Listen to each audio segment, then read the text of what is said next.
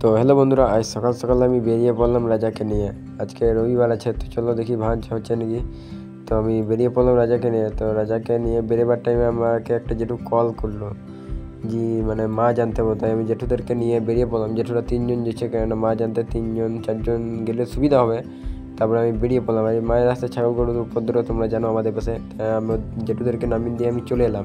এসে নিজেরই মোড়ে আমি দিলাম গাড়িটাকে লাগিয়ে। দেখতে পাচ্ছি দিয়ে আমি খানিকক্ষণ অপেক্ষা করলাম, কেননা দেখি যদি প্যাসেঞ্জার পাই 1-2টা। তারপরে এই একটা প্যাসেঞ্জারকে পেলাম। একটা প্যাসেঞ্জারকে নিয়ে আমি বেরিয়ে পড়লাম রঘুনাথপুরে ছাড়তে। রঘুনাথপুরে ছেড়ে নিয়ে আরও 2জনকে পেলাম, ওদেরকে নিয়ে চলে গেলাম আমি রানীশ্বরে নামিয়ে নিয়ে। এই যে দেখতে পাচ্ছি মাছটাকে নিয়ে আসছে, আর থাবড়াইতে হবে না, যেটা মাছটা মরে যাবে। তাই ওই মাছটাকে নিয়ে আমি চলে এলাম। দিয়ে মাছটাকে নামিয়ে দিলাম। এসে আমি নিজের মোড়ে দাঁড়াইলাম খানিকক্ষণ। একটু দাঁড়াইতে আমাকে একটা কাকু ফোন করে যে আজকে জয়পুর যাবে, আজকে মাংসা পুজো আছে। তো যে কাকুরা যাবে, তো জয়পুর হলো শাওড়াকুড়ির কাছে, আমাদের এখান থেকে মিনিমাম 30 কিলোমিটার। দিয়ে আমি বেরিয়ে পড়লাম শাওড়াকুড়ি ওইখানে। দিয়ে ওদেরকে ছেড়ে দিয়ে আমি বেরিয়ে পড়লাম ওইখান থেকে।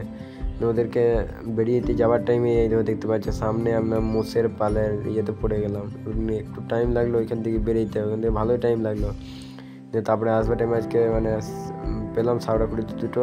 তারপরে আমি হাটে নামিয়ে নেমে চলে এলাম ঘরে। এই যে দিয়ে দিলাম রাজাকে চাই দিয়ে দিলাম। তো এবারে চলো বিকেল দিকে বেরোবো, হাট আছে একটু দেখা যাবে। চলো টাটা, বাই বাই।